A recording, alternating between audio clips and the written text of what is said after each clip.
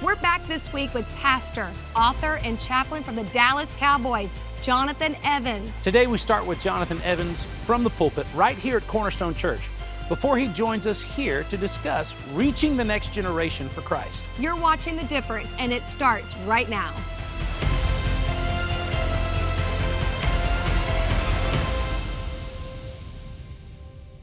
I want to read one verse as my theme verse for tonight. And then we're going to go from there. It's found in Exodus 1:25. And in Exodus 1:25, there is a scenario that's going down. Pharaoh has just put out an edict in the land. And that edict is putting some people in positions where they have to make some critical decisions in their life. And so I want to read this verse, and then I want to take off for a second. It's found in Exodus 1:22, and it reads this way. Then Pharaoh commanded all his people, saying, every son who was born you ought to cast into the Nile, and every daughter you ought to keep alive.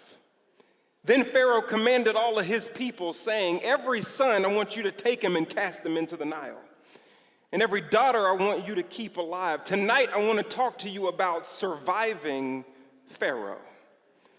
I want to talk to you about surviving Pharaoh because there is a great enemy in the land at the time, and there's a great enemy in our land at this time. And he is coming to steal, kill, and destroy, and he has an edict out on your life. He has an edict out on your life, and he wants to take from you that which God has conceived in you. You see, he has a plan of action because Pharaoh is extremely evil and insecure. He's evil and insecure, and so what he wants to do is come to God's people who have the charge to replicate God's image, who have the charge to replicate who God is on earth as it is in heaven. And because he's evil and insecure, he wants to make sure that what you've been charged to do, purpose to do in your individual life and in your families and in your careers and wherever you go and whatever you do, he wants to make sure that you don't get around to working for God's kingdom because he wants you to stay enslaved to his kingdom. I don't know if you've had any prized possessions that have been taken. I don't know if you have any things in your life that have been stripped away from you. I want you to understand that a lot of times when blessings become burdens, it's because the hands of Pharaoh are on you.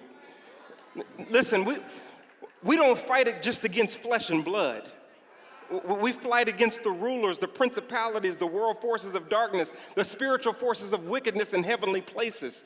We got to start understanding that if all you see is what you see, you do not see all there is to be seen.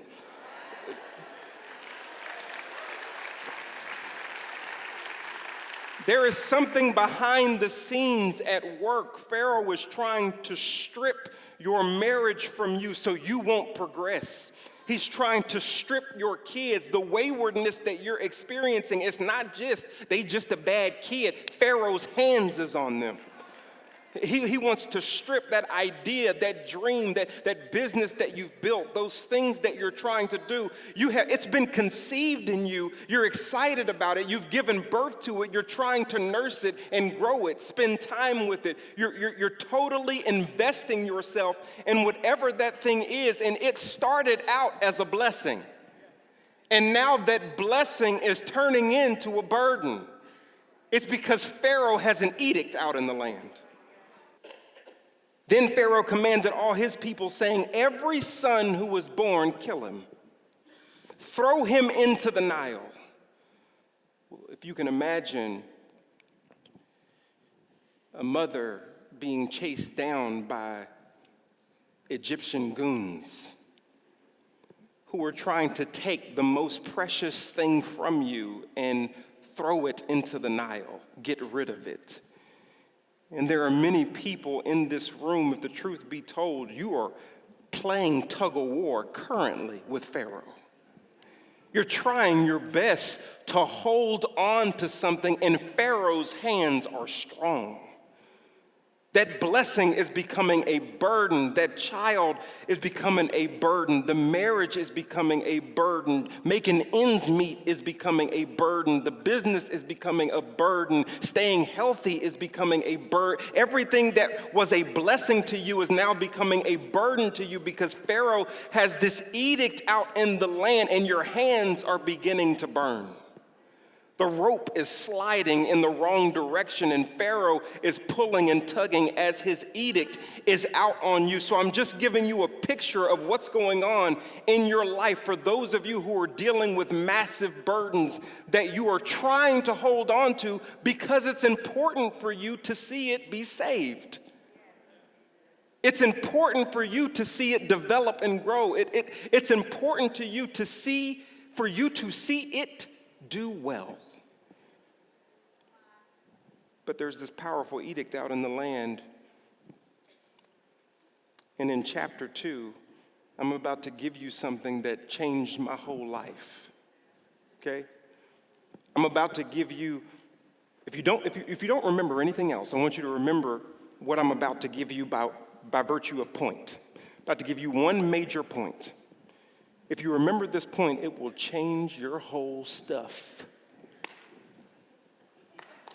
In Exodus 2, for those of you who are carrying these burdens and enslaved to Pharaoh's edict, there's another woman who shows us what to do. Exodus 2:1 says, "Now a man from the house of Levi went to marry a daughter of Levi. The woman conceived and bore a son. And when she saw that he was beautiful, she hid him for 3 months." The word beautiful there means healthy. It means when I saw that my baby was healthy. But I know that Pharaoh's edict is out there. So what I'm going to do is I'm going to take the blessing and I'm going to hide it with my own hands, my own care, in my own house for 3 months. That's what we do when we have something that has been given to us that's healthy. It's conceived in you, you've given birth to it, and you're saying, this is awesome. I'm gonna make sure I protect it.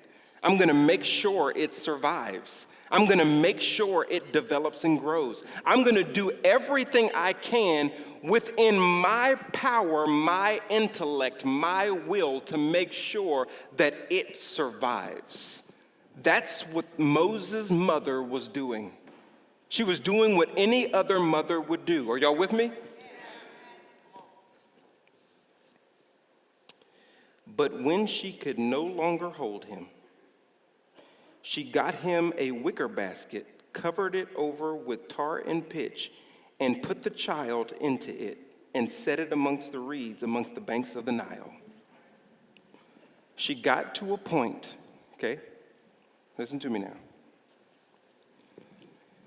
She got to a point where she couldn't do it anymore. There are people under the sound of my voice right now. You're at a place where you just can't do it anymore. You're tired. Pharaoh's hands are too strong. And you're starting to lose your mind trying to hold this baby and use your own will, intellect, and strength to make sure that it survives. You're using all your intellect and strength to make sure your marriage survives. You're doing everything that you can. You're using everything you can to get that wayward child back. Don't you just wish you can just do surgery and place your brain in their head and just end all this? And it's driving you nuts that you can't get them by your own power back to where you know they need to be. There are people in here who are losing their minds trying to hide the baby. The reason why you're losing your mind is because you have now stepped into God territory. You're trying to do what only God can do. And it's always evidence because she could no longer do it. It's always evidence that you are in God territory when you are starting to lose your mind. I just can't do it. And that's where she was, and the decision that she made, I want you to see. She took the baby, she put it in a wicker basket. She covered it with tar and pitch, and she took the baby and put the baby in the Nile. You know what she just did? She did what your grandmama been telling you to do. Baby, you need to let go and let God. That's what she just did. She took that blessing that had become a burden because of the edict, and she placed the baby in the hands of God. Because if it stays in my hands, Pharaoh's gonna get it. If I keep using my intellect, I know you got edumacation. I know you got plaques on the wall. I know you're a counselor. I know you have great thought, great logic, and you have great apologetics. You know ecclesiology, eschatology, angelology, demonology. You got all of the ologies down. You got all of, but if you keep that as the God of your life to actually change your circumstances, you'll miss the God in your life who can change your circumstances.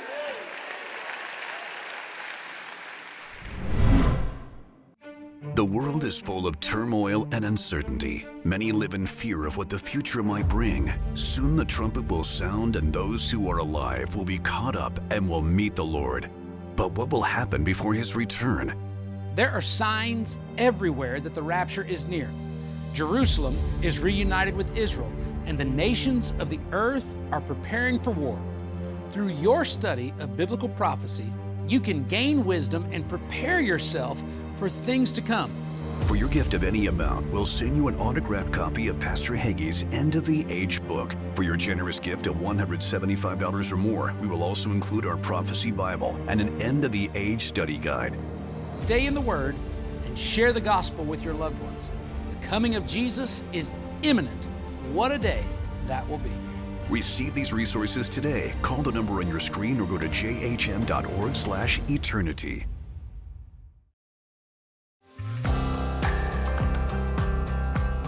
Welcome back to The Difference. Our guest is Jonathan Evans. Now, one of the things that, each of us have talents and gifts and I love music.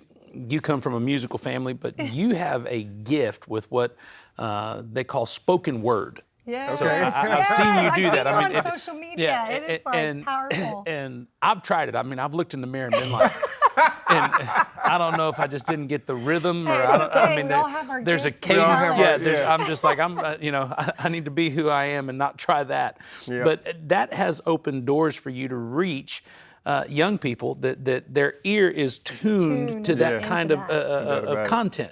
Tell us about that and how does that work? Well, it's interesting because when I was in college, I was listening to rap music. I'm listening to all this music, and we had freestyle contests in the locker room.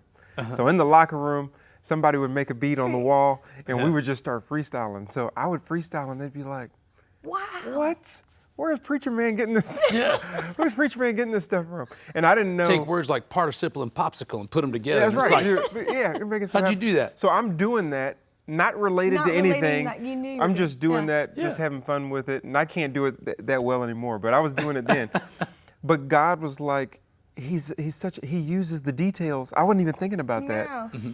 But even when I'm preaching, you know how preachers do, just making stuff connect. But when I do spoken words and things of that nature, sometimes I'll do those for the church, or I'll do those at our youth ministry, or I'll do those social media, and I get a lot of engagement, and people listen just with a different ear. Correct. To it and the points that are being made. And I just think making contact with all generations is important. Yeah. And I want to do that. I want to do that with that tool, and God used it. So I just, whenever I have the opportunity. I put something together. That's awesome. So you have a 13-year-old. We have 17-year-old, 15-year-old, 12-year-old. It's a social media generation. Yeah. Oh, and they have an opportunity to grow up quick. Yeah, that's right. How do you slow it down? Okay, that's a good question. Okay, so in our house, there is no social media. That's good. in our house. Okay, because they're 13, they're still 13, young. there is no social media. I mean, she wants her TikTok account, and I'm like, No. the problem with that is you're scrolling looking for the fads to determine what you're supposed to post. Correct. Which means you're never gonna learn have an who identity. you're supposed to be because you're just trying to figure it out from the world. When you can tell me what you want to give the world, then I'll let you give it. But until you can tell me that, you can't be on social media. And so I want you to, that's number one. Number two is, I want to be the one to teach you the things about the world. Not the world. Not the world to teach you. Yeah, because that's what they're learning from. I mean, all of the news, you go to Twitter, just everybody's telling you everything about the news. You go to Instagram, everybody's posting stuff. The reels are going crazy. I mean, it's just swiping. And I do feel old, I do feel, like our parents wouldn't let us do stuff. And we're like, it's not a big deal. What are you talking about? Yeah. So now I feel like I'm reproducing that. Yeah. And so some parts of me is like, you're the old guy saying no. But I know that too much information that is given freely all the time will warp you. Yeah. It just will. And it's the quality of the content, or lack thereof. Yep. Because as you're talking about, you scroll and there's the news. It's that person's perspective or spin on the news. It's what they have to say about what's going on. It's not the truth about what is happening. Yeah. And one of the things that really helped me in my childhood is that, one, there was not that much access to information. We didn't have it. We were flip phone when I got to college. Yeah, exactly. I mean, there wasn't that much access to information, but any question that I had, I could go to Dad. Yeah. And one thing that John Hagee was an absolute dealer in was truth. That's right. He said, sit down, I'm going to tell you what, and it might have been more than you wanted to hear, but you got to the bottom of it quick, and you're like, okay, so that's how that works. And then when I was able to engage with my friends and they had questions or they had, a different twist on it, I would say, no. That's not how that works. This is the truth. Right. And maybe we agreed, maybe we disagreed, maybe they learned something, but at least I had confidence in what I knew. What was real. Yeah, and why. Yes. And I see so much of the world that we live in today stealing confidence from the next generation because there's so many different versions and there's so many different things that they're engaged with and there's so many different looks and feels that they think they have to be if they're going to be relevant. And I think that parents need to understand that you have to be the source of confidence for your children. They're going to borrow your confidence until they get self-confidence. Yes. Yes, they are. And it's okay, like as parents, I know I have my kids tell me, but my other friends have it, and we're the only ones. We're the only ones that don't have it. And there's apps out there that you can get for your kids and you can control their phones. But I see so many times mom and dads go, but you know what? Let's just do it. Let's just, give it to them. Everybody's doing it. They're trying to refrain from the headache. Yes. Refrain from the headache. And that's a tough thing because, their value is now found in the views and the likes. Yes. Correct. So I'll watch Kelsey, she'll put up a video, anytime I let her put up a video on TikTok, but she's always going back to check the views. Check it to see it. So who watched? Who watched? I need to see how many people watch. I said, well, if you're giving what you feel like God is telling you to give, who cares who watches? Who cares? Yeah. You know what I mean? So it's very layered. This whole social media thing is layered. Now, I'm not dumb. I understand that when they grow up, it's going to be a tech world. Yes. They're going to be living in a metaverse. Yeah. They're going to be, they got their glasses on and they got. So I understand that. So I'm not keeping them from it, but you have to create boundaries in order for them to be free, or they'll get locked up in bad freedom. If you give them too much freedom, all they're going to do is get locked up in it. Yeah. So, and so I want to make sure that we have. Even my son is big into Fortnite. Yes. Fortnite, okay. How old is he? He's 11. 11, yeah. So he's Fortnite, headphones, boom, boom, boom. But when I'm up there, when I'm listening downstairs and I'm like, okay, grab, and he's like naming all the weapons. And he's like, get that one. Okay, I'm listening. That's not great conversation that he's having up there with his friend. So what we do is we have no technology Monday through Friday. Us too, during the week. On the weekends, we allow some usage of technology that we allow. But you can't just scroll. We can't manage scrolling. No. So anything that's scrolling, we can't manage it. And then, actually now, from January through June, There's no technology. They're on like a 6 Yeah, month, we're doing fast. We'll just cut it off. Well, and they become better kids. They're Yes, they're actually, they like listen, they talk play to you in together. the car. Their they're attitudes go down. They're just so much. I'm like, amazing. this is This is great. One of the best things we did in our house, we bought a ping pong table. Yes. That's right. You know, I'm gonna take your phone. I'm gonna give you a ping pong phone, paddle. and here's your ping pong. And you know, the amount of engagement that they have, and you know, the thing that I think is so important is it's not, hey, we're down on current. You know, technology is a blessing and a burden. Yeah. You have to learn how to manage both. What I'm concerned about is that the family is the unit that God gave to the world so that people would learn who they were and how they were supposed to act.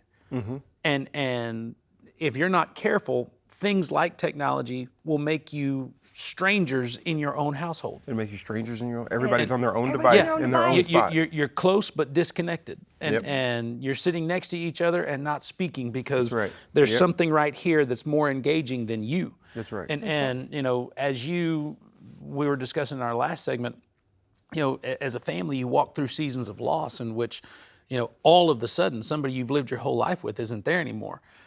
You don't want to look back and say, I was on Facebook instead of in her face. You know, and I see a generation that needs to understand the value of spending time together and learning who you are and who this person is in your life, because those days are short. Yeah, and I have to show them that I'm willing to fast from it too. I was going to say, it's not just the kids, it's the parents I can use it as an excuse. Well, I have to do it for work. Yeah, it's Me work. too. It's work related. I found myself Meanwhile, I'm on I'll just Instagram. scroll while we're talking, and then I'm just sitting there scrolling. That's right. Or, you know, like the new stat says that we check our phone 2,000 times a day. Yeah. I sat there It's and was addictive. like, I mean, it's definitely addictive, and that's why we know. I just checked that. I put that away. Well, you know, no doubt about it. We were talking at the end of last year and the start of this year, you know, we're going to consecrate the year and we're going to go into fast. And, you know, it was one of those things where we're sitting around the table and, you know, for me, I live to eat. I don't eat to live. So, you know, I mean, it's like I'm not looking forward to giving up food. But my 17-year-old daughter, you know, I mean, you talk to her about not eating, she's like, cool, you know, and I'm like, well, give me your phone. She's like, no. I know. You know? That's it. That's the harder thing. I just finished a 40-day fast from my phone. Did you? So did you put it up completely, shut it off? I put it up completely. What did I do? I put it up completely on anything scrolling. Anything so social investing, media, anything I'm interested games. in. I'll pick up the phone and talk to somebody, or I read a text. But there was no interaction with any app. Yeah. You just on have my to shut phone. it down. You have Shut to it down. when you're doing it. And my life got better. And all those notifications, the distractions. Yes, and so you'll be reading it's your a big Bible deal. and get a distraction on your Apple Watch now, and you're just like. Yep. And well, my son thinks that success is, and I'm working on this, is in that world. Yeah. So when he's playing 2K or something, and he's like, "Ooh, I dunked on you." Ooh, Yeah. Our son too. He's like, No, you didn't. I mean, No, that's a video That's game. a video. That's So not they reality. think that success is actually somewhere else other than them being responsible. Yeah. And so it's a layered It's a- thing. yeah, it's a But process. you know, it's tough love for them. Correct. Yeah. But they're better. They're more family oriented. They're looking forward to conversation. And they got to learn that too. They'll learn. Absolutely. We've got one more segment when we come back, and I don't want you to miss it. Jonathan Evans is a dynamic speaker and an author, and I want you to have the opportunity to engage with his content. You're going to learn more when we return.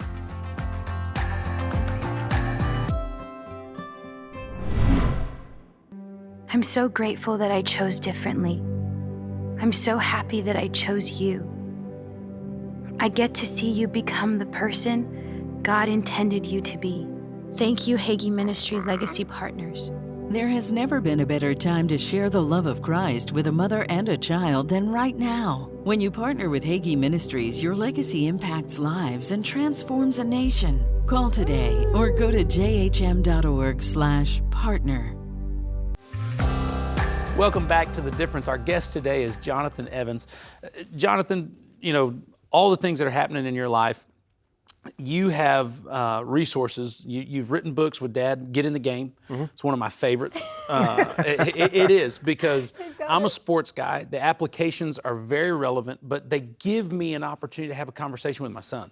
That's right. You know, That's right. That's what and it's for. as a dad, that is huge. Yeah. You know, because as a pastor, I can talk about the word. Yeah. But as a dad, how do you take this truth and get your child to crave it? That's right. You know, because as parents, force feeding is not fun. How do our viewers find out more about you? Where do they go, and how would you like for them to engage with you? Yeah, I mean, it's important to cook up things people like that are still healthy. Yeah. It's an important thing to do.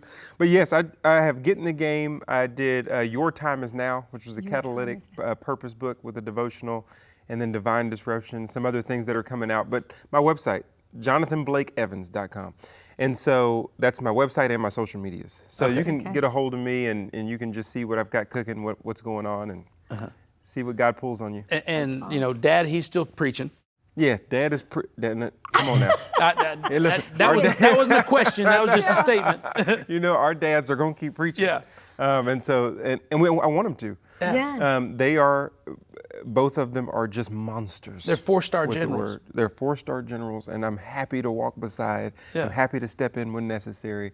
But he's still preaching, and I'm still, you know, he's Batman. I'm Robin sitting there writing the coaster next to him, like, who's next? You know? Who's next? And so we're having fun, continuing to do what God's asking you to do. And when you're just doing what you're called to do, it's not something you retire from. It's not a job. You're just doing what you love to do and what you're called to do, and we're going to continue to do it. So the family, and I'm talking about you and you know, your wife and 5 children. You're growing up in a different world, but in the same fashion as your household growing up. Yes. Where do you want to see your kids when you're dad's age? Oh man, that's so great. It's a great question. One of the things that we do that my dad did is the table. We use the dinner table not for just eating, we use it for leading. That gives me my hour every single day, Monday through Thursday, because Friday's Chick-fil-A. Yeah. Not Sunday. Yeah, that's right, not Sunday. But that gives me my hour, and me and Kanika's hour, to sit down, to engage the kids every day, to talk around the meal. They each tell us about their day. We each speak into it. Then I pull out the word, and they go, you know, here we go. He's gonna preach a message. But I just give them one simple verse, less than 5 minutes. Yeah. Just to teach them a nugget. That is what all of my siblings talk about from when we were little. Same thing with His you. dad said, and he just led us at the table, and everything we remember, the laughter, the fun, the community, the connection, the conversation, the word, all of those things. So I'm carrying that on so that I can see what my dad's dad saw. My dad's dad and mom saw. Psalm 128, may you see your children's children. Amen. Thank you for joining us today on The Difference. You know, our children are growing up in a very fast-paced world, and you have to be intentional about making sure that they have the Word of God planted in their life. I hope that you learned some things as Jonathan, Kendal, and I were able to share perspectives on what we do in our household that you can apply in yours. By doing so, I promise you this, you're going to have the opportunity to see God do great things in your children and your children's children. God bless you, and thank you for joining us here on The Difference.